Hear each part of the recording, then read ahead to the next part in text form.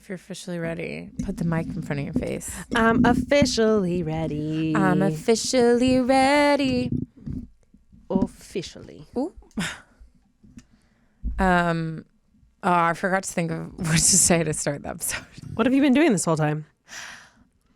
I was stocking up on dad jokes. Oh, well, that's still productive. Information. That's still productive. That's good. Thanks. But we can start this episode by saying the first word that comes to your mind now. Ghost. Ghost? Yeah. Oh, are you still thinking about? No. Ghosted. Freak you, Ash. Why would you bring it up like that? Because we need to update. You asked for the first word that came to my head. About? Well, I thought that's what we were going to talk about today. We were going to talk about it like I was going to bring it up subtly, but die.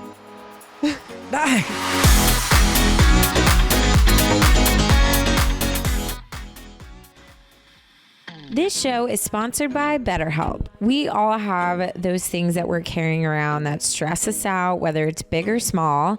And we know that if you keep it bottled up, it can start to definitely impact your mental health and just how you're feeling through your day. And therapy is one of those things that is a safe space to get those things off your chest and to figure out how to work through whatever is weighing you down. Therapy completely changed my life and my family's life, and I know it'll change yours as well. And if you're thinking about starting therapy, give BetterHelp a try. It's entirely online and designed to be convenient, flexible, and suited for your schedule, which is so nice because there's some days where I just don't want to leave the house, and nothing makes me feel more safe enough to be vulnerable than like being in my own space. All you have to do is fill out a brief questionnaire to get matched with a licensed therapist. And here's the best part. Taran and I fully believe that finding a therapist takes time, and sometimes it takes a few tries. BetterHelp allows you to switch therapists at any time for no additional charge, and we love that. So get it off your chest with BetterHelp. That's BetterHelp.com/unsolicited today to get 10% off your first month. That's BetterHelp, HELP.com/unsolicited. Today's episode is brought to you by OneSkin. If you are like me and have sensitive skin, you're going to want to hear about their scientifically proven topical supplements.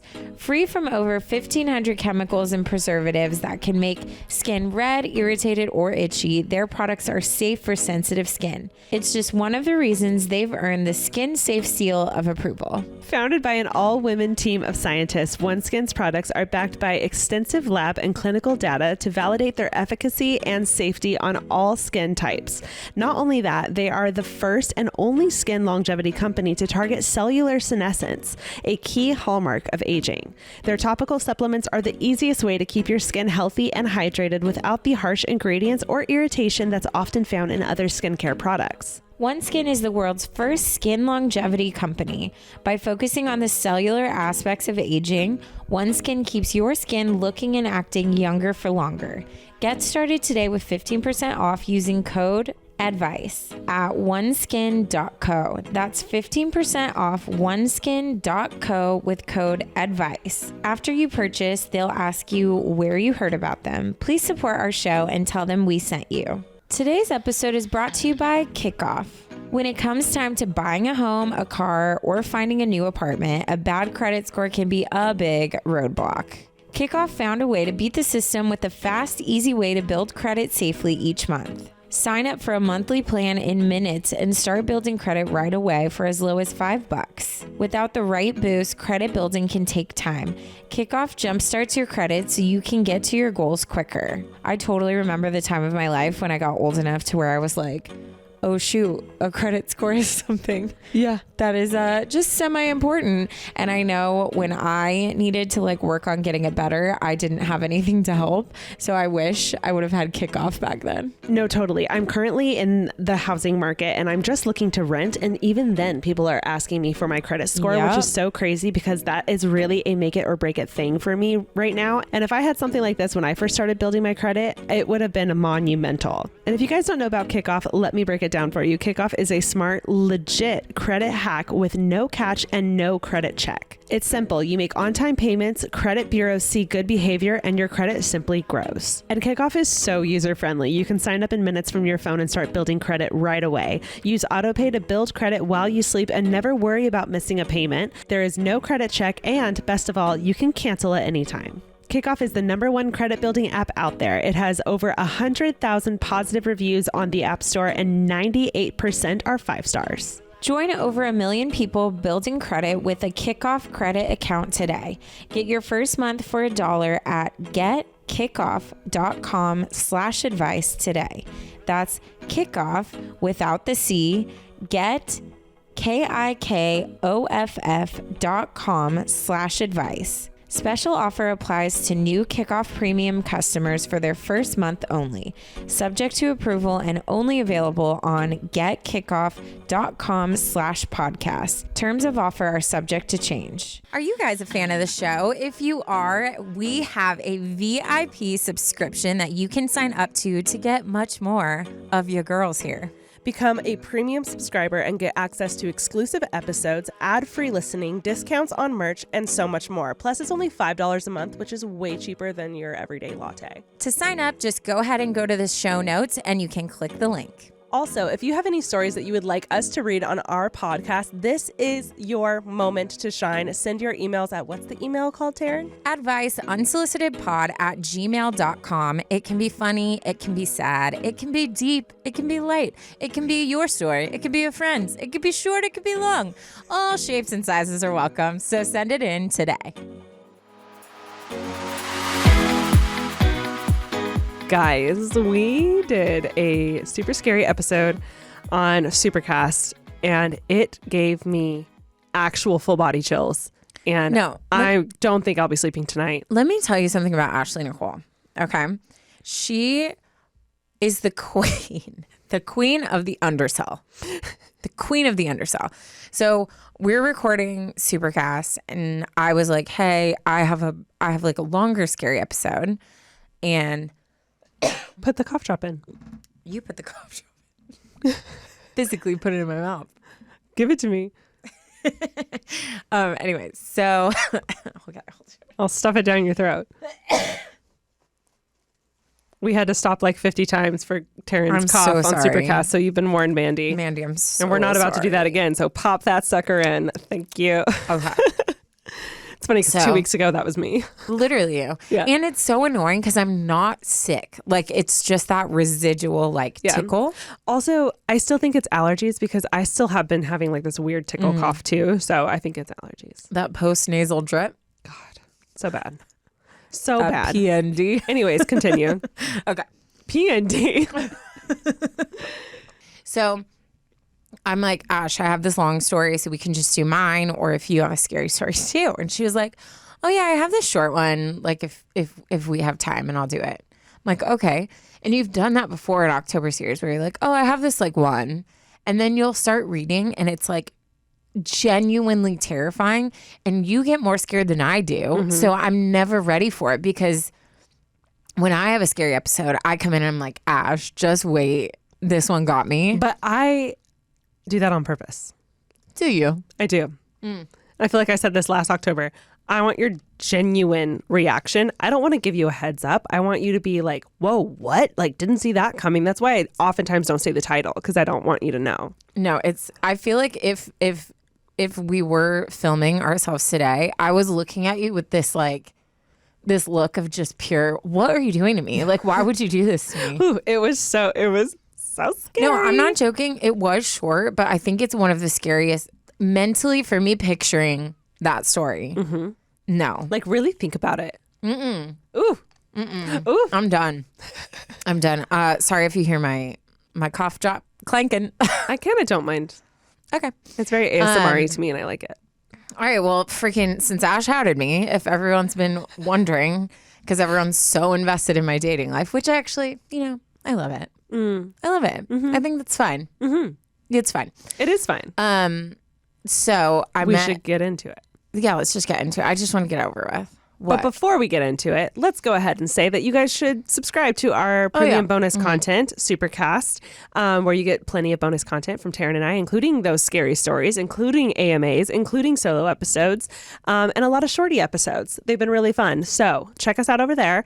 Also, if you want your story read on this podcast, guess what you have to do? Write it in. Write it in. That's your homework. Okay, bye. Okay, bye. On to the story. Okay. So, because Ash, ruined the punchline, I have been officially, I think I have been ghosted. Mm-hmm. So the guy from last episode, which I'm sure everyone, I've already been getting DMs and people being like, oh my God, like so excited. Because, I mean, when have I ever come on here being like, I'm texting a boy. But anyways, so we continued to text for a while. He flew into town. Mm-hmm. We literally, the night he flew in, we like met up, and it was crazy because I'm so paranoid.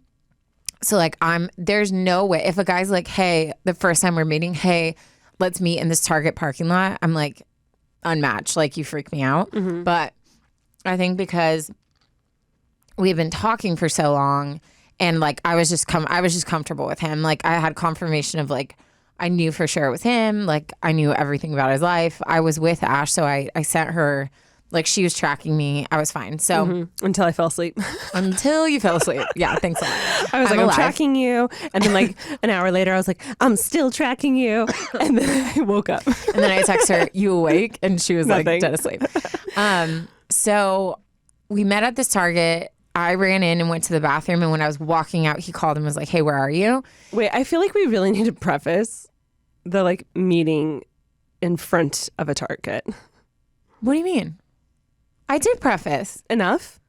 Yeah, that I would never, ever, ever, ever recommend this, and I would never do this. But we had been talking for like over a week on top of like Snapchatting, and like he had like sent me a bunch of his personal information, and like I just like felt comfortable doing it. Okay. Also, it was a very like busy place, and I felt fine. Yeah, I was fine. Anyway, so we meet up. We sit in his car and just like literally just talk for hours. In a parked car, you naughty girl. Okay. No, it's not like that. And everybody who's listening knows it was not like that. Well, maybe they don't. You got to clarify. If anyone's listening to this podcast, they do. Maybe it's their first episode, Taryne. Absolutely no. I'm just giving the people backgrounds. Okay. Well, then don't call me a dirty girl. I'm letting you clarify. Let me banter. You are bantering. I'm proud of you, Ash. Oh, my cough dropped. Sorry. Anyways, we were talking about everything. He's a talker. So it was like cute because like when I first got in, I think we were both kind of like, oh, hi, like nice to see you in person. So he just started like telling me like all these details about his day. It was really cute. Like it was cute. So then we're just talking about like everything under the sun. The chat was chat, and we just kept it was like I felt like I hadn't like known him forever kind of vibes. Mm-hmm. I'm not gonna get whatever. It's somewhere. We talked a lot about random stuff. He was like really tired because he had just worked like a crazy hour day, and I was like, okay, like I'm ready to go home too. So we said bye, and then he like went in for the kiss. Yes, or I went in. I don't know. Maybe we met halfway. Went in. Yeah, it was great. It was a very. I've had terrible kisses and wonderful kisses. It was more towards the wonderful side. Mm-hmm. Can we get a number? 1 out of 10? Honestly? Like an 8? Yeah, I would say like an 8 to 9. Like it was, I really didn't have any complaints. The only things, I've had some very like epic kisses in my life, but it was more than just the kiss. It was like one time this guy kissed me in a club, and it was right when the confetti cannons went off, so I felt like I was in a movie. Yeah. So I feel like I saved 10 for like that, or if it's like someone I'm like in love with, you know what I mean? Yeah. But yeah, no, I have no complaints. Like I feel like the rhythm was nice. It wasn't like aggressive, or like it was just like a really nice kiss. So we kissed for a while, and then immediately we're talking about like when we were gonna hang out next. I went home. I texted him I was home. He texted me he was home. He was like, oh, I was catching my roommates up. And I was like, oh, what'd you tell him about me? Like, we're just whatever, like banter. Right. Cute that he's telling his roommates about you. Normal, like totally normal. Also like how we've been talking. Like this is good. Like we both And are asking into me, it. what day are you free? Like, what are days at work for you? I told him that like I had already texted my friends like about him or about the kiss because I was laughing because I said, well, what did you tell them? And he was like, well, guys don't really do that. And I'm like, oh, girls do. I already told them about like the shape of your bottom lip. Like basically, you know what I mean? Yeah. And so he's like, haha, like blah, blah, blah. We're just banter. And then I was like, okay, like go to sleep. I know you're tired. Like good night. And he was like, oh, okay, good night. Like sweet dreams or whatever. And then the next day it was like nighttime and I just texted him, have you recovered? Because I knew he was like super tired. Yeah. Never read it. Never responded. Like He has his Reds on? he has his Reds on. Fascinating. Never hasn't opened it. Never responded. That was like last Thursday. So I'm like, how do you go from talking like every day and also like the conversation? Because I was like, well, maybe he just like wasn't feeling it. But then why would you follow up with all that stuff? Just bizarre. So either he has passed, Yeah. or in my mind, he's either passed or he was like, whoa, I could see this actually like us becoming like attached to each other and I'm leaving at the end of summer. So like not Right. like, let's just cut it, whatever. Yeah. But it would have been nice to be like clued in. Yeah. Totally. Ghosting is something I will never understand because I feel like it's so easy just to say, hey, I'm like not feeling it. And I feel like it's such a weird thing to do. And so then, but then there's like all these theories, right? There's theories. I'm not saying this is happening because obviously like I don't see this. I don't think this is like going anywhere. Watch, he like hits me up today. He's like, Hey, sorry. sorry, I was in a coma. But That's what I'm assuming. I mean, right. I mean, him and that one guy that ghosted me, They're dead. They're they're partying. literally dead. Yeah. That's the only thing that makes sense. That's the only thing. I saw this thing that was saying that a guy, right before a guy is ready to like commit, they pull away, which is interesting because do you remember Jackson disappeared for a while and you were like, I feel like something's weird. And I know he was camping, but it was also like, He actually wasn't. So there was a weekend where he had gone camping and I did hear from him like right after he got back. But there was a weekend where he had been like painting and like just kind of like in his painting zone. And when he does that, he's usually like listening to music, like his cell phone's off and he's just like painting. And I wasn't aware at that time that that's what he does when he paints. And that was that weekend where I like hadn't heard from him in a couple days. And I told Taryne, I was like, should I hit him up? And Taryne was like, if you're thinking about him, text him. Just and I do was it. like, okay, so I did. but I've heard that that's like a normal thing that a guy will pull away. They like go through this period where they like pull away right before they're like, oh, okay, I'm actually like interested. Yeah. And that it's very crucial what the girl does because like the whole thing is like if the guy pulls away and then so you keep making yourself go closer, like they get overwhelmed and they're over it versus like if they pull away and you stay the same or you also pull away because you're like, I'm not going to give my energy to you if you're not giving energy back, that is usually what solidifies it, which is what you did. Like you left the weekend, you're like, I'm not bothering him. Yeah. And then you did just like a super casual check-in, which I don't think there's anything wrong with that. I sent him a video because he was the one who told me to watch Ted Lasso. So Ted Lasso had that cookie pop up and I ended up sending him a taste test review because that was something he kind of joked about as me being a YouTuber of the cookies. Yeah. And so I did that. And then he responded with a video and we've literally never stopped texting ever since then, daily. Yep. And now they're looking for houses together. So Yeah. you passed the test. I passed, but I did leave like a full day or two, whatever that weekend was before without like texting. chasing after. Yeah. No, I think it's good. And I heard something too that like that's a good approach for either outcome because maybe that guy is just like not interested, right? Like by you staying in your own lane and like moving forward in your life, it gives you that head start of just like not being attached to that person anymore. Or it gives them that space they need to then like come back to you and then like it like helps like solidify it because for whatever reason that's just like how guys work. But I'm not saying that's happening. I'm not saying that this guy's like waiting to commit to me. Like obviously like I knew what this was like going into it, but I just thought that was interesting. Very interesting. So yeah, I don't know.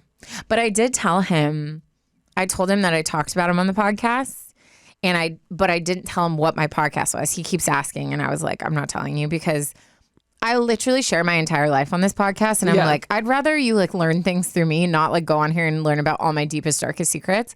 But has he listened to that episode where you talked about No, so because it just came out today. So I think I want to send the episode and the timestamp and then just say this didn't age well. Because it's literally me being like, we're in love. We're going to have the fun summer. My summer romance fling. Wait, should you send it to him right now? Should I? I mean, probably. A live reaction? Like, what better time than the present? Because he texted you Thursday, right? No, I texted him. You texted him Thursday night and he hasn't responded all weekend. No. So I think this is the adequate amount of time where you then send something and we see what he does with it. I'm scared. No, this is good. No, you know what the thing is like I said, I don't know if you're like this, and I feel honestly, I think a lot of guys fumble the bag because of this. And again, I'm not saying him. I'm not saying he's like desperate for me, like waiting in the court. It's fine. I'm fine. But I think a lot of guys play the hard to get because they want the girl to be like chasing after them, or they don't want to like give it away too easy, like whatever. Same. But I know, same. But I think they're playing hard to get intentionally is a very dangerous game because for me, I love a little bit of hard to get. But then if it goes on too long, I'm so quickly over it. Like, I'm like, okay, I'm not waiting around for you. I'm not chasing after you. Like, yeah, maybe once or twice, or like making me wonder for the night, like, why isn't he responding? And then like popping up. But like after a while, I'm quickly like, if you're not interested in me, obviously I'm not your person, and you don't appreciate the things about me that make me wonderful. So why would I want you? Yeah. Like, you know what I mean? Like, we just wouldn't match. Like, It doesn't make sense.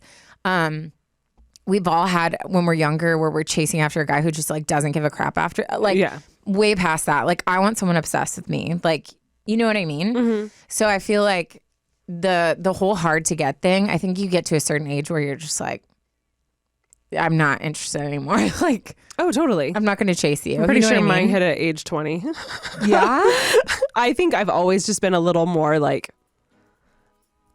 I'm not 20. That's an exaggeration. But like at a very young age, I was like, I don't want to play games. Yeah. So I've always kind of felt that way, but I agree. This show is sponsored by BetterHelp. We all have those things that we're carrying around that stress us out, whether it's big or small. And we know that if you keep it bottled up, it can start to definitely impact your mental health and just how you're feeling through your day.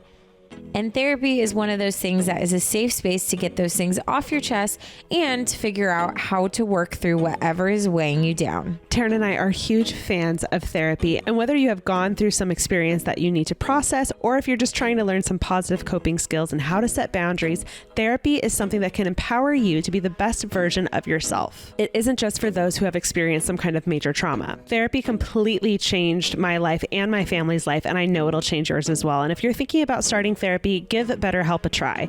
It's entirely online and designed to be convenient, flexible, and suited for your schedule, which is so nice because there's some days where I just don't want to leave the house, and nothing makes me feel more safe enough to be vulnerable than like being in my own space. All you have to do is fill out a brief questionnaire to get matched with a licensed therapist. And here's the best part. Taran and I fully believe that finding a therapist takes time, and sometimes it takes a few tries.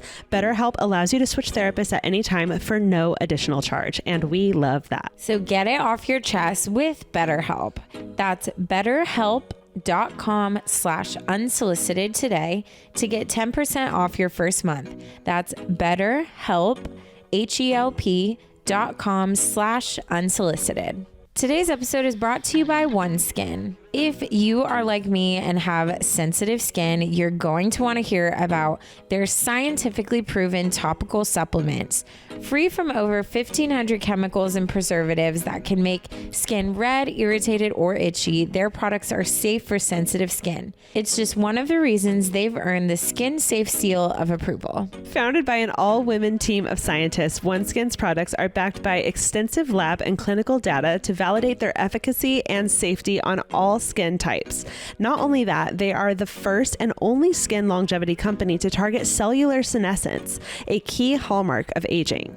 Their topical supplements are the easiest way to keep your skin healthy and hydrated without the harsh ingredients or irritation that's often found in other skincare products. Treating the symptoms rather than the root cause of aging has long been the norm. Most skincare available on the market is designed to provide a temporary reduction in visible signs of aging, addressing just the surface symptoms of an underlying decline in skin health. In a 12-week clinical study performed by the third-party research organization OS01 Face was clinically proven to strengthen the skin barrier. It improved skin health markers and diminished visible signs of aging. Wrinkles were diminished in 87% of users. OneSkin is the world's first skin longevity company. By focusing on the cellular aspects of aging, OneSkin keeps your skin looking and acting younger for longer. Get started today with 15% off using code ADVICE at oneskin.co. That's 15% off oneskin.co with code ADVICE. After you purchase, they'll ask you where you heard about them. Please support our show and tell them we sent you. In other news, should you send the text? Okay. Wait, what should I say? I think I'm just going to say... Yeah, you should just send the episode with the little like 2 eye emoji. 2 eye emoji? Or should I be like, Michaela and Mandy, I'm going to need your vote on this too. Should I be like, should I preface it at all? Or be like, so obviously like the vibes seem to have shifted, but I did promise the episode, so here it is. I don't think you need to call out the vibe shifting Nothing, in any way. Just send the episode.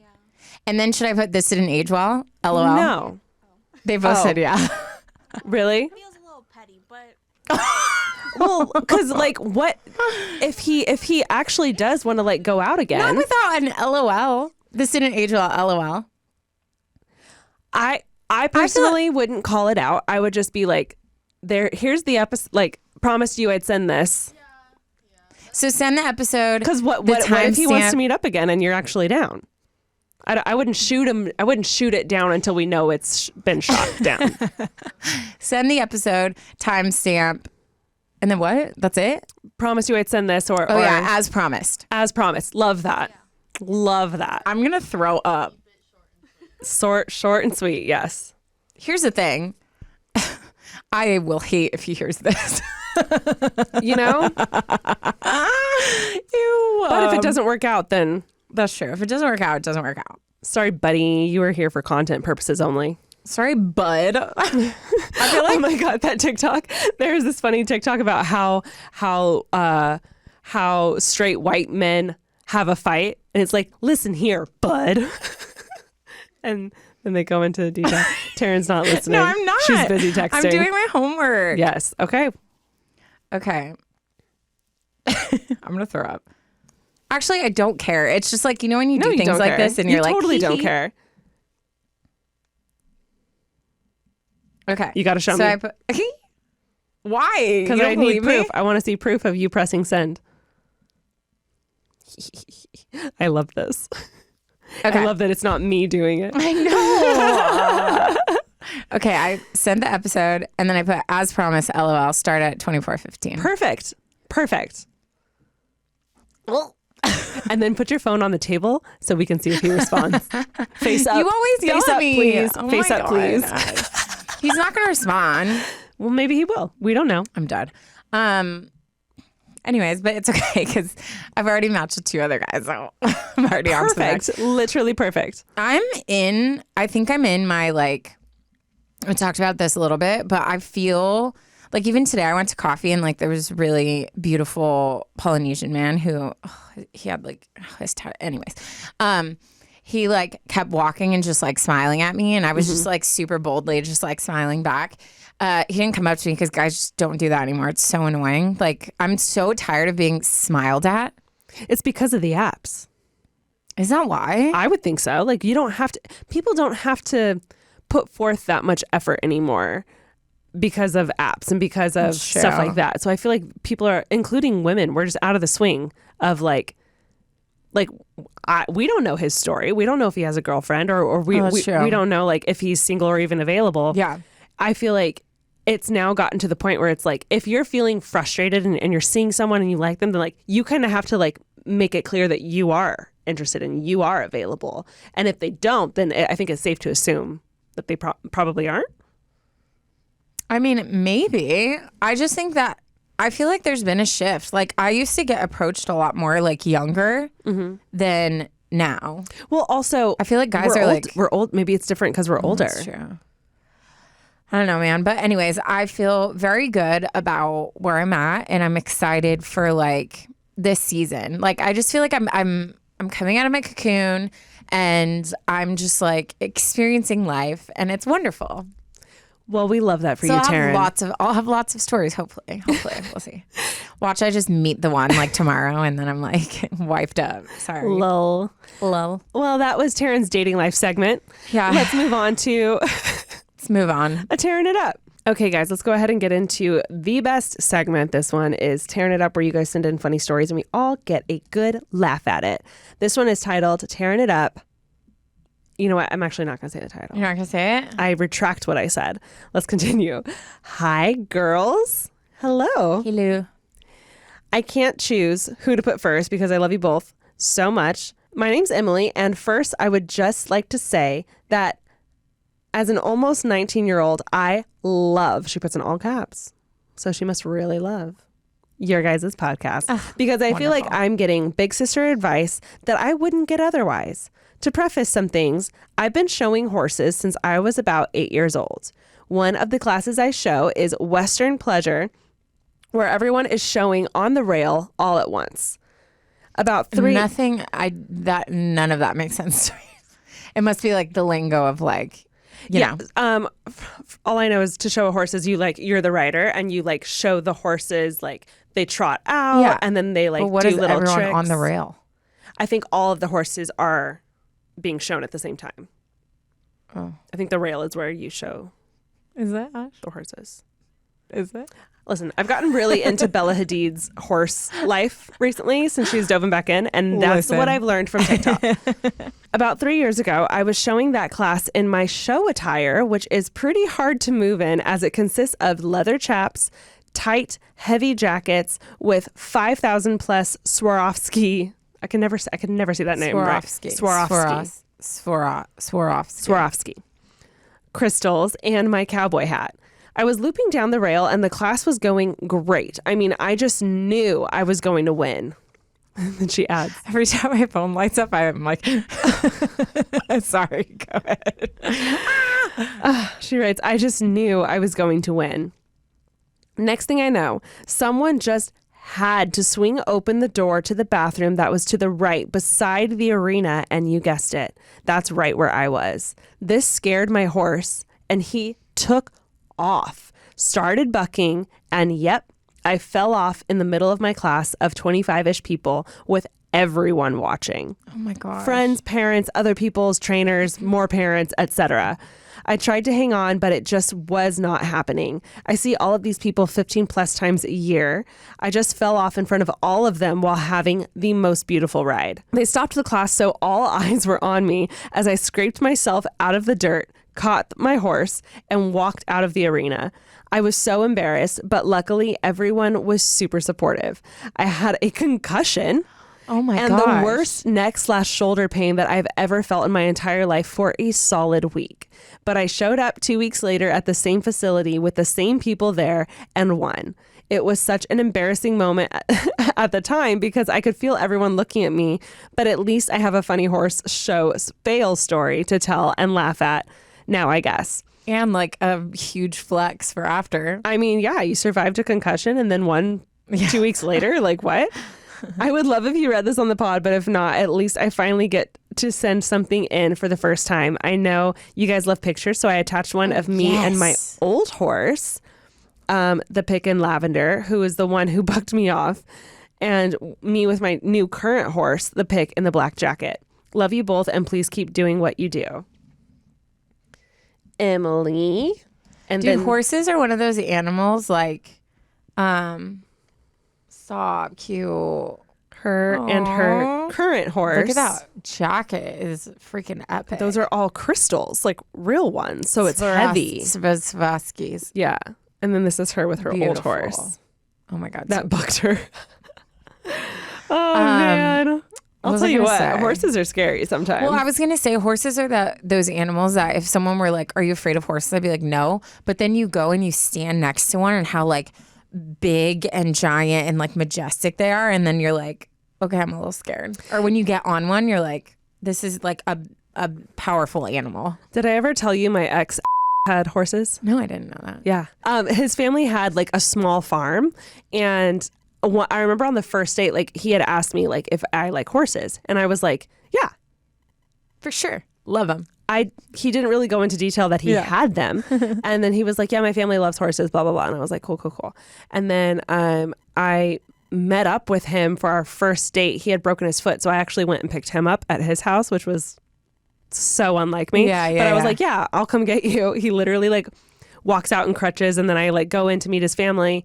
And then he takes me to the backyard to meet the horses. He was like, you want to meet the horses? And I was like, what? Oh, here? Yeah. And I'm like so excited. I'm like, yeah. The second I get down there, I got scared. Yeah. Because then I was like right next to them, and he was like, they're super nice. Like, don't worry. Like, you can pet them. And I was like, oh, I'm not scared. I'm not even scared. And then I like put my hand out, and it's like kind of shaking because they were ginormous. Yeah. And he was like, don't like let them know you're scared, just like, and I was like, what does that mean? Dude, I hate when people are like, oh, they sense fear, so don't be afraid. I'm like, okay, well, if they can sense it, obviously they know. Yeah. Like I'm like, well, clearly out. I'm shaking in my boots, so like I don't know what to do. Anyways, that was my really only experience with horses. I love horses, but yeah, they can be scary. Little scary, but thanks for sending in, Emily. Yeah, we love to hear it. Honestly, I think that's such a cool, because you knew probably like when you came to the second competition, you're like, everyone's like, oh, this girl, poor thing, she's gonna fall off again. And then you're like, freaking and you're like dominated. Freaking Show them what's up. Show them what's up, Ash. Show them what's up. I want to hear Ash trash talk. You know what I would love? I would love to like see you get in like like if we're like out having drinks and you get in like an argument with someone. I would love to see that. I don't think you ever will. I don't think I will either. I don't think that's in me. I feel like to be a good fighter like that, you have to be like really quick with like what you're gonna say. And I think you would be excellent if you could have 5 minutes before your response. Oh, totally. You know what I'm saying? Oh, totally. Yeah. I'm just not like that. Yeah. There's no other way for me to articulate that. That's not in me. But you're like, as you're in the car, you're like, oh, I wish I would have said blah, blah, blah. I think if I'm good at anything in the moment, it might be like little one phrase stabs, but like it's nothing crazy. It's like a stab you behind the back kind of phrase. It's not like a confrontational anything. Well, also, I feel like people who aren't good at stuff like that, those are the people who should adapt the whole like, okay. Sure. Okay, honey. Yeah. Okay. And like make it look like you just genuinely don't care, which drives people insane. Yeah. And then you run away and like cry. Yeah. I think the whole thing with me is in confrontation in general, I do tend to get emotional and cry. So like why would I do that in front of someone I'm like angry at or trying to fight? Not like I would ever, but like that would just put me in a bad position. That would set me up to fail. So you literally will never see that from me. That's why you have me. Don't worry. Today's episode is brought to you by Kickoff. When it comes time to buying a home, a car, or finding a new apartment, a bad credit score can be a big roadblock. Kickoff found a way to beat the system with a fast, easy way to build credit safely each month. Sign up for a monthly plan in minutes and start building credit right away for as low as $5. Without the right boost, credit building can take time. Kickoff jumpstarts your credit so you can get to your goals quicker. I totally remember the time of my life when I got old enough to where I was like, oh shoot, a credit score is something that is just semi-important. And I know when I needed to like work on getting it better, I didn't have anything to help. So I wish I would have had Kickoff back then. No, totally. I'm currently in the housing market and I'm just looking to rent. And even then people are asking me for my credit score, which is so crazy because that is really a make it or break it thing for me right now. And if I had something like this when I first started building my credit, it would have been monumental. And if you guys don't know about Kickoff, let me break it down for you. Kickoff Kickoff is a smart, legit credit hack with no catch and no credit check. It's simple. You make on-time payments, credit bureaus see good behavior, and your credit simply grows. Users with credit under 600 increase their credit by an average of 30 points in just 1 month, which is so wildly fast. And Kickoff is so user-friendly. You can sign up in minutes from your phone and start building credit right away. Use AutoPay to build credit while you sleep and never worry about missing a payment. There is no credit check, and best of all, you can cancel at any time. Kickoff is the #1 credit building app out there. It has over 100,000 positive reviews on the App Store and 98% are 5 stars. Join over 1 million people building credit with a Kickoff credit account today. Get your first month for $1 at getkickoff.com/advice today. That's Kickoff without the C. Get KIKOFF.com/advice. Special offer applies to new Kickoff Premium customers for their first month only. Subject to approval and only available on getkickoff.com/podcast. Terms of offer are subject to change. Based on observed Equifax Vantage Score 3.0 changes for Kickoff Premium customers with starting credit under 600 who made their first on-time payment between January 2021 and March 2024. Payment behavior and other credit activity can have an impact on your credit. Individual results may vary. All right, let's go ahead and jump into our first story. This one is titled Navigating Clingy Coworkers. Ooh. So you're going to have to dip back into like when you had coworkers. Okay. Dip. Okay. Are you there? Mm-hmm. Are you at the pita pit? Mm-hmm. It's not the pita pit. It was Extreme Pita. Sorry. So sorry. Are you at the Extreme Pita or what was the hotel? Hampton or Residence Inn or Spring Hill Suites. There we go. Spring Hill, baby. All right. Hi, Ash and Taran. First, let me say how much I enjoy your podcast. I found you ladies during lockdown and have been a faithful listener ever since. Oh, what a good time to find a podcast. I know. The way I would binge. Right. If I found a new podcast then that I loved, then I would just start at the beginning and that's all I did. Headphones in, laying in bed, listening, sitting outside, listening. That was all I did. Yeah. Great time. Yeah. I do remember during lockdown, like I could hear like what you're doing in your room and it'd just be like voices and I'm like, oh my God. Yeah. She's podcasting right now. That's all I did. Yeah. Okay. So here's my dilemma. I recently started a new job 6 months ago. Congratulations. Well, yes. Welcome to the work field. Well, I don't know if welcome, you said new. Never mind. It's in a completely different field from what I was in prior. So it's been a huge learning experience. Everyone I work with is so great and supportive. I've grown close to 2 people and I enjoy when I get to see them. My office is a hybrid office, so I see everyone once a week. The 2 people I've gotten close to are very close, like go away on vacations and do a lot together close. Some background about me is I am blessed to have a lot of friends from all different times in my life. I bring this up because while I enjoy these 2 people at work, I truly want to keep this as a coworker friendship, which I feel like is valid. Mm-hmm. That's valid. I am a very busy person and I always have something to do with family, friends, or my fiance. And frankly, the times I'm not busy, I just want to rot on my couch. And I am also in the middle of planning a wedding. I bring this up because the 2 coworkers I've gotten close to at work have continuously brought up being invited to the wedding or crashing the wedding. I've been honest with them that I cannot add them to the list. She puts in parentheses, awkward. And that we would be very upset if they crashed because that would be super inappropriate. Parentheses, even more awkward. The comments still continue after telling them this.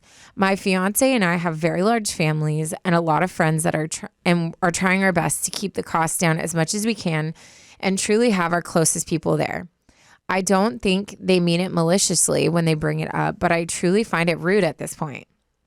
If I ever bring up a friend, they make jokes and ask if that person is invited. Beyond that, comments have been made overall about how I'm too busy and I don't make time for them. I find it a little much as we've only known each other 6 months and I feel like they're making me feel bad for living my life. One of the coworkers has made comments that they don't know what it's like to have a lot of friends / the same friends for years, and it's weird to them. Also, during my anniversary weekend, I didn't answer the work group chat and got so many messages as to why I wasn't answering and why I was being weird on Monday morning. I was just spending time with my fiance and not on my phone. So my question is, how do I navigate this? I don't want to make my work relationships weird as I just started, but the constant comments are a lot. I don't want to come off mean either, as they truly are nice people and I've enjoyed getting to know them. I've pulled away a lot already, but I don't want to sever this relationship so early. I'm truly confused as to what to do, and I don't want it to turn into a hostile environment like my last job was. Any insight from you ladies would be so appreciated. Just typing this out has helped get it off my chest. I've attached pictures of my fiance because I know you guys both love pictures. Keep being you. Love, Anonymous. Ew. I knew you, not you over me, but you over me, you would be like very triggered by this. I hate that. Yeah. Okay, so that's them. Okay, you guys are adorable. Cuties. Excellent photo. Excellent photo. I love the lights. The like focus in the sunlight front in your and hair. the bridge behind you is not in Break it focus. down, So Ash. Break good. it So down. good. Color correction's excellent. I don't care for your work friends. I don't appreciate it. And I feel like me and you might be very similar in personalities. I love banter and I love joking. But There's a if limit. you say the same thing more than 3 times, it's not funny anymore. No. It's not the same thing. It's when someone is being serious, but they're trying to play it off as a joke. But That's then they've so annoying. But then they've also said it 50 times. Yeah. It's like 2 things are bothering me here. Clearly, they're doing this intentionally to get an invite. And they're really fishing for an invite, and they really want to know why you're not being super close with them, and they really want to be super close with you. And it feels very self-serving on their part and selfish on their part. 2, I don't think it's funny. Like, I think the first 3 times max would have been funny. Other than that, like, it's really inappropriate, I think, or they're trolling you, and they're just trying to get a reaction from you. But the way that they're doing it seems like it's not that. I think they are. I think it's inappropriate. And something that maybe it's because of all the weddings I've been going to lately, but something that I have learned that I don't understand about people is people making other people's weddings about themselves. Oh my gosh, it's so common. It's wild. So this person that you just met 6 months ago is engaged and is planning a wedding. What makes you think you're invited? What makes you think your relationship of 6 months, that again is a work relationship, means you get invited to a wedding? It doesn't. It literally doesn't. I feel like they're a very specific type of person, and I think we've all had interactions with these type of people. I can think off the top of my head of a handful where when I would go to my job as my job, and I'm nice with everyone. If like they went out after work, I probably wouldn't go, but like I would go, or I'd talk to them at work, like whatever. But there were people that the work environment was everything to them. Like everyone was hooking up with everyone. Everyone was like gossiping about like what happened at the night before when they all went out. And it was like, if you really pay attention, like they never really talk about anything outside of like work. And so said this, and oh my gosh, the meeting, like Their did you work see this? circle is their social It's circle. like they're in. There's a reality. combination. Yeah, they're in a reality TV show, and the fact that like they're making comments like, "We think it's weird that you have friends that you've had for years." I'm sorry, where? That's normal. Where? That's so beyond normal. Yeah. What's weird is you not having friends. Yeah, I think it's weird. Also, I feel like there are people that just they're not self-aware. They're not good at reading social cues, or they just don't care to read a social cue. But I'm telling you right now, if I said a joke a certain amount of times and then the person was like, "Hey, I can't invite you to my wedding, and I think it's very inappropriate that you're saying you would crash my wedding," I would feel so uncomfortable. I would never bring up that wedding again. I would be like, "Oh my gosh, I was kidding. Like, I'm so sorry." Like, so the fact that they like haven't stopped making the joke, they keep going, like it's just weird. And guilting you for not responding to a group text, like Weird. Under zero Weird obligation, behavior. should you be keeping the work chat alive over the weekend when that's not part of your job? Yes. You have a fiance. You're trying to be unplugged. You have family time. You have friend time. That doesn't include being attached to your work chat. That makes zero sense to me. Unless you are on like an on-call job where that's required. That's different, obviously. But it doesn't sound like this person is. Did this person, I can't remember if it's anonymous or not, but did they give their age? I don't think they gave their age, and I don't have any context to like what kind of job this is. It's a hybrid office, so they see each other once a week. So it's interesting. Yeah. So this is all via chat? I guess. That's even more extreme in my opinion. It's weird. It's not like you're sitting around on your lunch break bored chatting about, Yeah. My answer and response might be a little bit extreme, but I think people like this stress me out. They stress me out. In my opinion, it sounds like they are, for whatever reason, hyper fixated on getting invited to your wedding. And it's very, in my opinion, people like this, and maybe I might be biased because this kind of stuff bothers me, but they're little leeches and they're trying to suck the life out of you. It's like they want you for selfish reasons and they're trying so hard to get what they want. And I can't stand that. I can't stand it. Yeah. So I feel like you have two options. You either like keep it really short and sweet and like hopefully they pick up on that. That's something I could see myself possibly doing where I'd be like, you're not important enough to me to have this whole conversation. You would say that? No. Oh. No. I would keep it short and sweet because in my Yes. head, you're not a family friend or a family member that I'm going to have this full that blown. I want to try that hard with. So Yeah, I'm just going to keep it short and simple and professional and work related and hope that they pick up on that. If you feel like you had to have some kind of conversation, I wouldn't want to make it like a big deal because again, you want to keep work cool and you want to keep work relationships chill. But I would be like, can you do me a favor? Like, it's stressing me out. Like my wedding is really stressing me out. And I know you guys are joking, but like it's adding more stress. And I can't hear. I would love if we don't talk about wedding stuff. Yeah. Like I would keep it on me and I would keep it on like, I'm so freaking stressed getting married, which all brides are. So like, can you do me a favor and not mention wedding stuff anymore because I can't handle it. And I think that's a very like roundabout way of saying, stop talking about my wedding. Back off, Back off. That's what I would do. Yeah, I think for me, I mean, I don't think there's anything wrong with like keeping work friendships. Totally. And I think it's up to you. I don't see, I feel like most people you can get away with like not having to have these like cut off conversations, but just kind of like creating your own boundaries in your space. And like when it sounds like the comments are annoying you. So I feel like everything is out of your control except how you're letting things affect you. So I personally would really work on like what, like, who cares if they make comments? Like, who cares if they say certain things? Like, have your responses ready. Have, be able to like easily brush it off and move on with your day. Like, these people obviously don't have lives that they're interested in or like, which is why work is their whole thing. So obsessed with yours, but and you work. do. So like, rest in that and knowing like, thank God I have my own friend, my family, like all these things. So I would just like work really hard to not let it affect you when they do make stupid comments. And then just keep doing your own thing. And like if that means you get exiled or like it's awkward, that's part of it. Like you just have to deal with what's to come.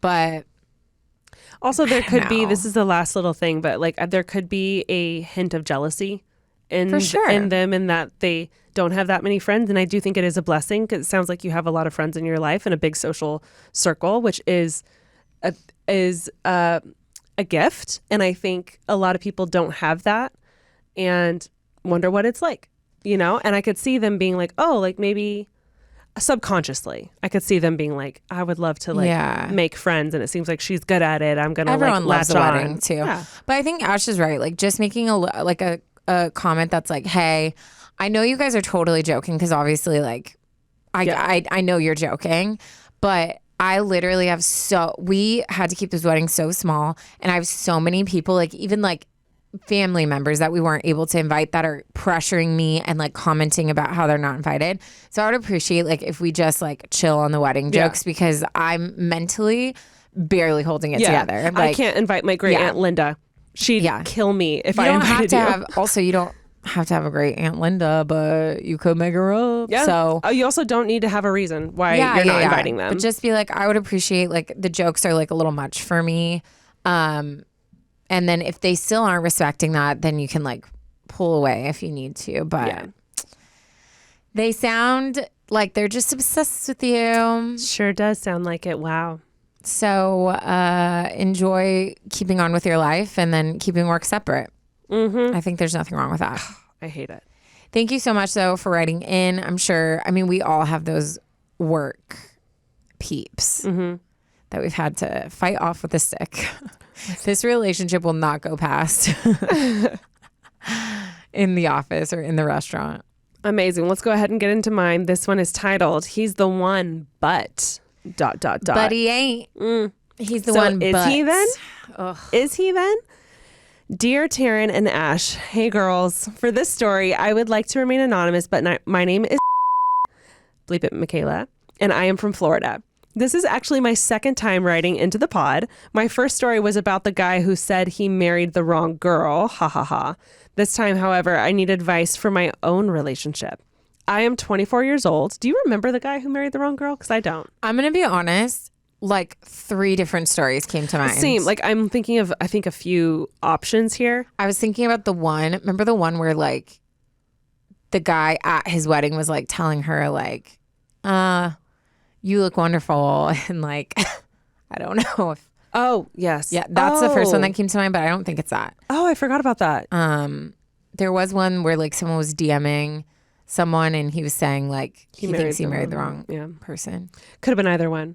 Moving forward, if you happen to know the title or the episode number, that would be helpful. Yeah. That would be helpful. She writes, this time, however, I need advice for my own relationship. I am 24 years old. I'm an Enneagram 2. I have been listening to the podcast since day one. Hell yeah, day one. Hey. And I have been in a long distance relationship with a guy, and we're going to call him Danny. Oh, Danny boy. You know that I don't. I was doing Schitt's Creek. Oh, Danny boy. Remember Is that when when his Myra boyfriend sings the song? Oh. No, when Moira sings at the funeral because John starts freaking out about dying in Schitt's Creek. Okay. I feel like I need to rewatch that. Yeah, you really do. I only watched it once during COVID. Okay. He and I met in college, reconnected after graduating, and started dating shortly after, and have now been together for 5 months. I have attached some photos for you guys since I know how you love them, and I know this is a little like backwards, but I'm going to show you anyways. Here she is. You are stunning. You are gorgeous. You in that green? You should never not wear green. Just kidding. You should never not wear orange. Can I just say that height difference? My dream. Yeah, he's tall. I wonder how tall she is. Oh my gosh, beautiful. Love that for you. Congratulations. Oh You're gorgeous. Just so you know. Had not been together for 5 months. She attached photos. Okay. Now she writes, let's get into it. As I mentioned before, Danny and I have been together for about 5 months, and I am 99% sure that he is the one. She writes this in all caps. Dang, after 5 months? The one. Yeah. That's amazing. Some people know. Yeah, some people know. Sometimes no, it's I'm just not obvious. hating on it. I'm not hating on it. His job is transferring him to Florida this fall, which is the whole reason we reconnected to begin with, since I live in the town that he's moving to, which thank God will put an end to our long distance-ness in our relationship. Love that for you. I could go on forever about how much I adore him, how well he treats me, and all the reasons that I know he's my person. But that would make this email way too long. One of my favorite things about him is how easy it is for him to be honest and vulnerable and have hard conversations with me. Wow. Love a man who's Truly. in tune with his emotional intelligence. That is such a gift. That is such a gift and a talent, and something like clearly his mom or mother figure or parents really like taught him well. God. We love that. We love that. That's for you, Donnie. Woo! Danny. Damn it. Danny. Danny. But this is also the one thing. Donnie. I'm done. But this is also, it's because I've been watching Baby Reindeer. Have you watched it yet? No, I'm scared too. It's insane. I'm scared too because His name's Donnie. Some people have made comments that it like really jack them up. It's really mentally. It's wild. I don't know if I'm ready for that. Did you see her on Pierce? What's his face? What's his name? Piers Morgan had the real Martha on his talk show. You haven't seen clips of that? Ash, I don't know much about it because I haven't watched it, but I've watched enough things on TikTok that I get the gist of the story. So he gets her on to tell her side of the story, but does not hold back. He like berates her with like questions and stuff. She straight up, her story she's telling is that he came on to her and kept trying to sleep with her, and Pierce, whatever, what's his name? Piers Morgan, is like, okay, well, according to like this, you wrote 41,000 emails. You wrote this. Her side of it is that she's never written anything. Yeah. Never called him. Yeah. Never. And so she says that she's suing him. Yeah. Right. It's wild. It's wild. Really, it's her story. really crazy. And he's like, were you in love with him? And she's like, what kind of question is that? Like basically spinning it that he's this like annoying, desperate guy. Yeah. And then I saw this other TikTok where on Piers Morgan's posts about her that girl's sister commented on it and was like, you guys, like my sister is like not well. Like her last guy she stalked, she like just starts listing all these things. Like she's clearly not well. Like why are you guys basically like giving her a platform? Yeah, because she's like obviously like not well. I mean, I agree. I feel like I'm 2 episodes away from the end. So I feel like I'm enough in it to be able to say like she's clearly mentally ill and insane. And it's wild that we're continuing to perpetuate her insanity. Well, and not only like perpetuated it by allowing it to go viral, but like laughing at it. We're making fun of it. It's kind of cruel. Much, yeah. I understand. I'm not saying his like life documentary is because that's his story. Yeah. But I don't know that she should be on like and talk like shows. What's wild is like he was trying really hard to protect her name. Like he didn't have her name in it, like and certain details. But obviously the internet is the internet, and people found out like who the real person was and were like posting about it. And I read something else that was saying like when people were like talking about the story, they were trying to like keep her name out of it to like protect her privacy and whatever. But then she chooses to go on this like huge platform and like pretty confirm much just, that it's her. Yeah. And I don't think he's the only stalking case. Like, no, if this was, obviously I've not fact checked anything whatsoever, but if her sister is like telling the truth about that, and I've also heard other things that have said like she's done this like multiple times. Like stalking is like it's an actual thing. No, like it's an actual thing. Like I think it's like its own category of like mental illness, you know? But so the problem is in what gives her, we're going to wrap this up really fast because we really got distracted here. The problem is like he did some really sketchy stuff back to her. So part of what she's saying is true. Yeah.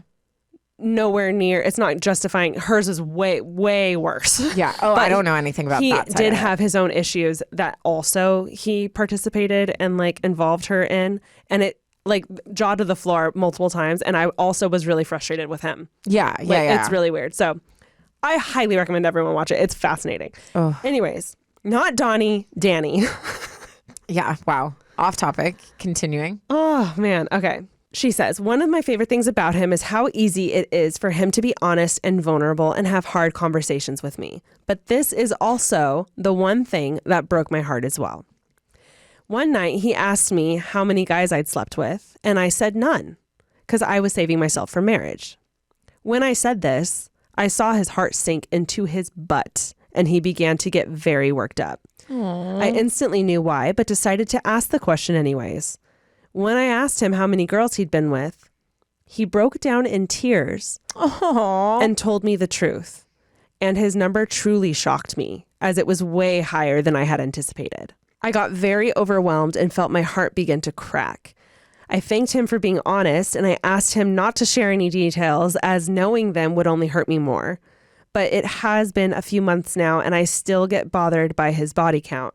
He explained to me that he's very ashamed of that phase of his life and regrets it, but he does want to wait until marriage with me.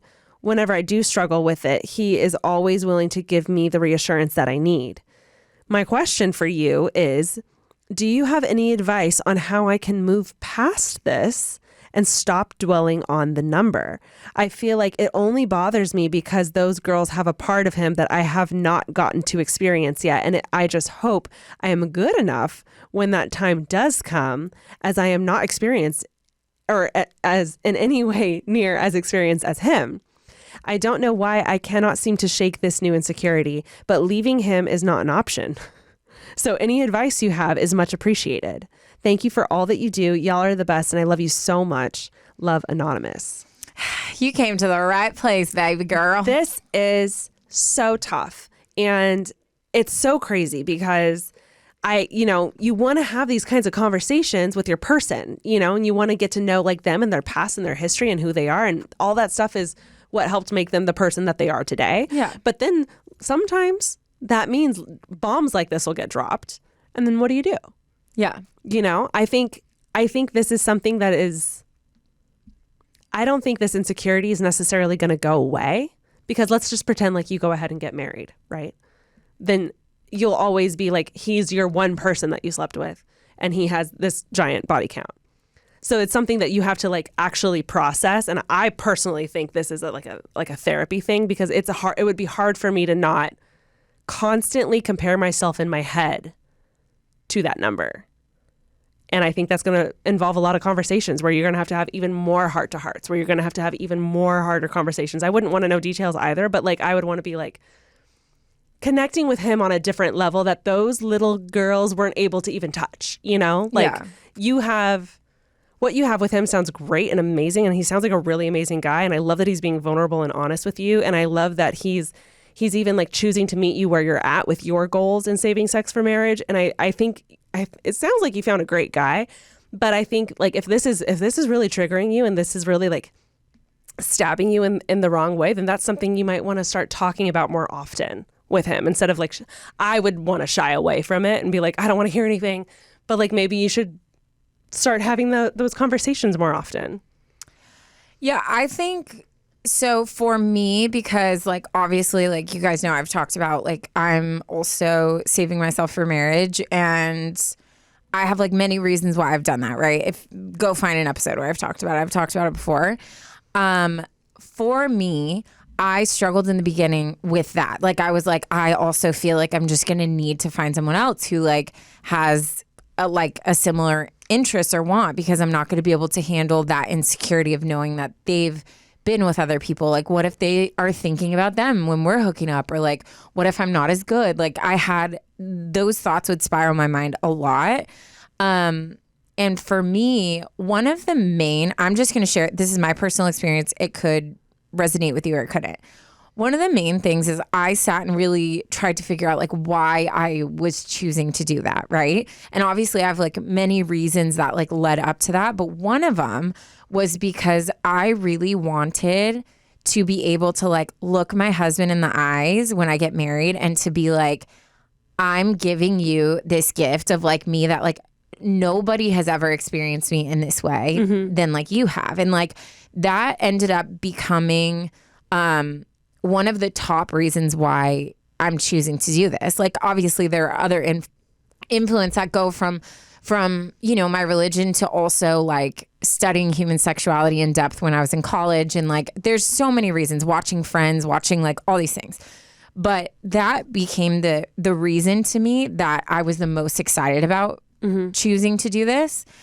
And then I had this like moment one time where someone was like, okay, well, do you only give a gift to get a gift in return? And I was like, dang, like that hit me really hard. And I like realized for me, my gift is because like I'm choosing this for myself, and it's not because I'm expecting anything in return. And I think once that resonated in my head, it like really helped me to like take out of the equation like whatever that person's done. And I think I've experienced so much in life. I've watched so many of my friends who are beautiful, wonderful people go through life and make mistakes and like become the people they are. I also believe in redemption and grace and like all of those things as well. And I feel like, to me, when I meet my person, it doesn't matter to me like what their life was before me. It matters to me like what our life is moving forward. And I'm telling you right now, the fact that this man sat and cried and felt shameful of his past experience, that would have broken my heart if I watched a guy feel that. And it would make me shift into, and you are a 2, so I would try to access that part of being a 2. It would make me shift into like, I don't want to be a part of making you feel any less than. Like, your past is your past. Like, why would I judge you for that? You know what I mean? Mm-hmm. And I think like him crying and being ashamed of his past should show you how much those people meant absolutely nothing to him. Yeah. The fact that he has had sex, but he's willing to like not have sex to respect you, and like he's just as invested in like waiting till marriage, shows you how much like he values more the relationship than that. I feel like he's showing you all of the things. So for me, when I'm hearing this, I have almost like a different viewpoint. I don't think this is as much something you and him need to have conversations about as something you need to work on with yourself. Because I think insecurities are things that are deep within us, and it's personal feelings and personal hurts that are coming out of past things or thought patterns we have or whatever. And the only way to heal those things is if you really do the work on yourself. Like you can't heal an insecurity based off of somebody else. So I think that it's going to take a lot of restructuring with like who you are, refiguring out like this person that you love. If he wouldn't have slept with those people, if he wouldn't have done those things, made those mistakes to shape him into who he is, you wouldn't be in love with the person he is now. He'd be a completely different guy. It can't be these like two, well, I wish that wasn't the case so I could have you. Him now is because of those things. Yeah. And so I think that you need to start stripping away that and realizing like, why have you made your decision? And that needs to be because you made that decision, not because of like him and like what he's done. Yeah. And I feel like if you start to like separate and heal and restructure and like whatever, and I think it's funny because I've had guys where I've had this conversation and they're like, I don't want to tell you my number. And I genuinely can say like, I don't care. Like, yeah, if it was like 400, I'd be like, ooh, like, that's a little scary just because I think you need to like work on that. Yeah. But not that not judging if your number's 400, no judgment. But I just feel like that's a lot of, I think, self-work. And I would really encourage you to do that because the last thing you want is to be putting shame and judgment on him. And I don't want him to like be moving forward where he feels like less than, or he's like constantly like feeling like his past makes him like not worthy of you. Like you don't want to go into a relationship like that. Just like your deepest, darkest parts, you would hope that he's not constantly keeping you like, oh, well, you've done this. You know what I mean?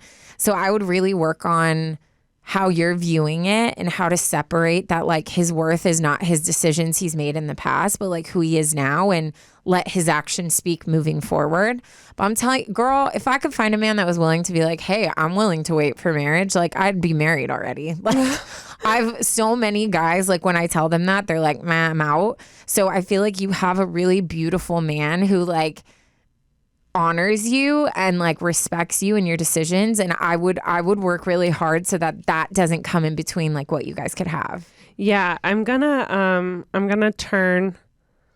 do a little like flip here and go more Enneagram, but I couldn't help but notice that you are an Enneagram 2. Taryne is an Enneagram 2, and you mentioned like giving a gift in order to receive a gift, which is stereotypically like if you read Enneagram 2, like the thing to look out for 2s is they say manipulative, and I don't That's necessarily, a hard word to swallow, yeah. I don't necessarily love that word, but it does make sense in this frame of work where Enneagram 2s tend to give love in order to receive love. Yeah. Because I just looked it up. The Enneagram 2, in a brief, like few sentences, their basic fear is being unwanted or unworthy of being loved. Yeah. Their basic desire is to feel loved. Yeah. And I think it's very easy to hear that body count and think that you are officially unworthy. Yeah. Because he has all this experience with who knows, we can let our mind spiral and go like, who knows what types of women or how beautiful they were or how amazing they were, because all you know is yourself and where you put yourself.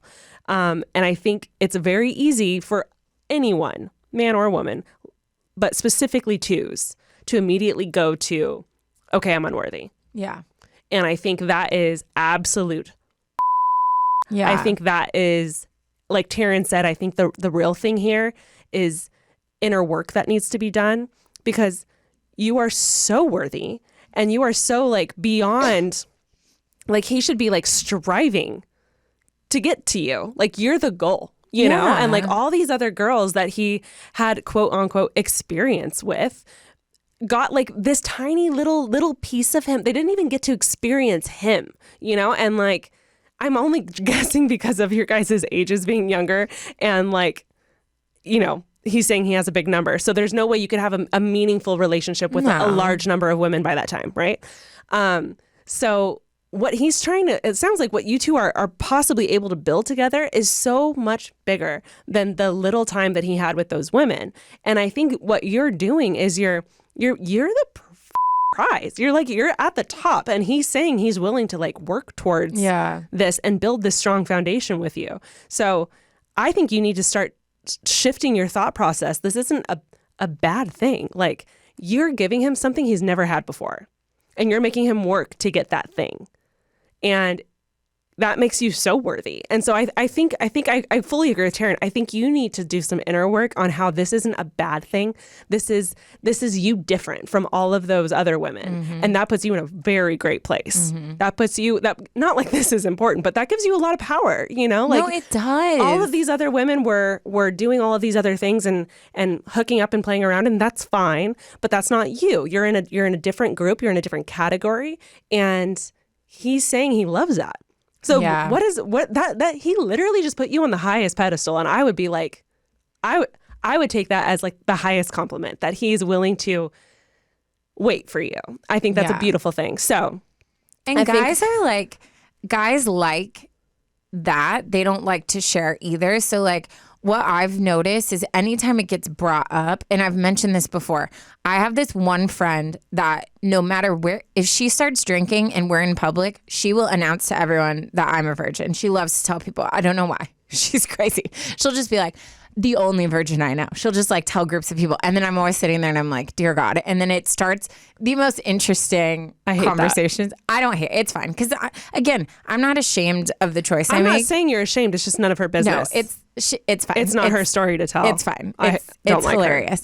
So anyways, I think it's brought some very funny conversations in my life. Okay. But it's really funny because what I've noticed is that every time like we're out and guys hear that, all of a sudden I'm the center of all of their attention all night. And they're like, one of them will be like, oh, like, hey, like, because I think the fact of like, oh, it's this like innocent girl, like guys love that because they don't, not that they don't like that when girls have like hooked up or whatever, but I think there's something that they see as like, oh my gosh, she's like innocent. And like guys like innocence too. And so I think like you're trying to compare like, oh, well, I don't have all this experience. Well, that's probably one of the things that drew him to you. And the fact that like he gets to be your first and experience that and like experience you experiencing all those things for the first time, like he's probably so freaking into that. And so I think like you, like Ash said, like you need to lean into your own power and your own desirability of like, you get to give him something that nobody else does either. Like hookup culture is like everybody's just like doing certain things and it's not for everyone. And it sounds like for him, it wasn't something that meant a lot. And so for him to be like, no, I want to wait till we get married. Like, I think that's something that you bring to the table that he seems very into. So like step into that and like own that. Yeah. You know what I mean? No, like, yeah, totally. It's nothing to be like, oh, well, I don't have experience. Well, good. Like that's what he likes. So like own that. You know what I mean? Totally own that. I think this is coming from a fear that you have slash possibly a shame thing, which should be shut down and nipped in the bud right away. Absolutely. So I vote you absolutely work on that. And then once you work on that and you've had these conversations and you're feeling more confident and you're feeling yourself and you feel more confident in your relationship with him and in having not had sex, then you can start talking about it. And you can start insinuating that he gets to teach you things and he gets to show you things and he gets, that's fun to talk about right now. Like, this is all foreplay that's leading up to like a really big moment one time. Like, that would be so much fun. That would be so much fun. So I vote your homework be the professor. Inner peace, right? Yes. Like, you need to come to terms with your own fears, your own insecurities. You need to stop making yourself less than these other women who don't even have a name. Yeah, you know, these other women. So stop comparing yourself to an imaginary woman that we're making up in our heads, right?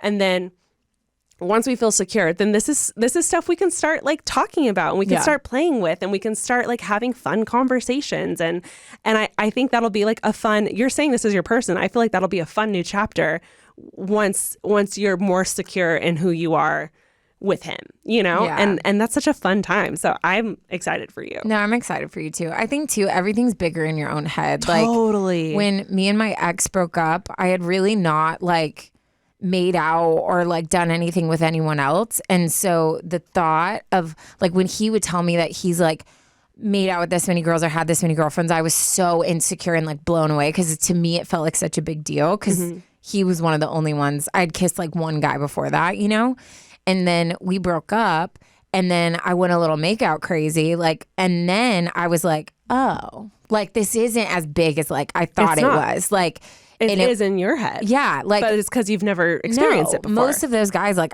it was just like a random, like we were dancing and kissed a little bit and then that was it. But it's like, I think too, like when you haven't experienced something and you kind of put these things on pedestals, and this you put on a rightful pedestal because it's important to you. But I think it's like it gets too in your head and you start to like envelop all these things, which for him, like it wasn't that. I'm guaranteeing you, like it wasn't that for him. And I think you need to give him the space to like not be so ashamed of his past and to like enter into this new chapter with you and be really grateful that you found someone who also like respects and is willing to do your journey in the way that you want to. Yeah. That's all I'm gonna say. I think this is wonderful. Great homework. And I think this is something that you could talk to a therapist about if you feel safe to. I think that would be really beneficial for the like self-work part. And then I think talking to a therapist, they can also help you come up with some good conversation starters to have with him to kind of have a better, even more beneficial heart to heart of like, okay, like I've decided to tell you why I'm waiting. I've decided, to talk to you about like why you're choosing to wait. And the therapist can help you come up with really great conversations to have with him. And then, It's funny because I think we've talked about this, like with my ex, I wanted him to tell me every single detail of everything he had ever done, felt, seen, blah, blah, blah, of like every girl he had ever dated when we first got together. And I think it's because, again, I was so inexperienced. And then now I'm like, I literally am going to be like, I don't need to know anything except is anyone that you have had a past with currently in your life, because I don't want to show up to like a barbecue and be like best friends with Amy and then I found out like you and Amy had been hooking up for like months. You know what I mean? Yeah. But that's like the only thing I'm like, if anyone's in our immediate life that I need to know about, tell me. If not, cool. Because I'm like, it doesn't matter to me. But it's funny how like with life, with time, with experience, those things change. But I remember when I was younger and with my ex that those things felt so big. So I feel like just wait. Like, that's so funny because you guys are both twos. I don't think I've ever cared. I don't want to know. Oh, I wanted to know. I've literally never. My mom's like that too, and I feel like she's similar. She's more like a two in that way also, and not anymore, girl. I just feel like that would I've never asked because I feel like my head will start spiraling, and I'll start imagining this person, and obviously she looks like Angelina Jolie. Yep. Oh my gosh. I was going to say Angelina Jolie. Yeah. Like clearly she's a model and is gorgeous and has a ton of money and is successful. Yeah. Best personality. Obviously. Best abs. Yeah. Like that's where my head goes, and we don't need to go there. That's toxic. No. So We ain't got time. I am so excited for you. Honestly, he sounds like an actual gem of a human being, and I really hope that this works out. If you want to give us an update later on how conversations go or how your relationship is going, please let us know. And thanks for sharing. That was a good story. We love it. We love to hear it. Well, thank you guys so much for writing in. If you have more stories you're thinking about or interesting story you heard at the water cooler at work, write it in. Do it. Subscribe to our Supercast. Watch us on YouTube. Check us out on socials. Am I missing anything, Ash? I don't think so. Did I steal your thunder? I didn't You mean did. to. I didn't mean to. Do you want to say a dad joke? I could text to you real fast. Okay, ready? Yeah. You just pulled one out of your butt right now? I'm ready. Okay. How does a non-binary person kill people? I don't know. They/them. I don't get it. Oh. Yes. Nailed it. Nailed it. All right, y'all. Well, I hope you enjoy it in opposite worlds. You gotta say. Oh, if you made it to the dad joke, we love you the mostest. If you made it to the dad joke, you already know. We love you the mostest. Okay. Sorry. Start again. Just kidding. Guys, if you made it to the dad joke, you already know the drill. We love you the mostest. Be sure to follow us on all of our socials. Be sure to send us a story if you have Ash, one. the whole point was I already just said all of that. You didn't. You can't not Did you say do to it. send in an email? Yes. Did you say to follow us on socials? Yes. Did you say to subscribe to our premium Yes. subscription service? Actually, don't know if I put that. Anyways, Thanks for listening. We love you. Bye. Bye.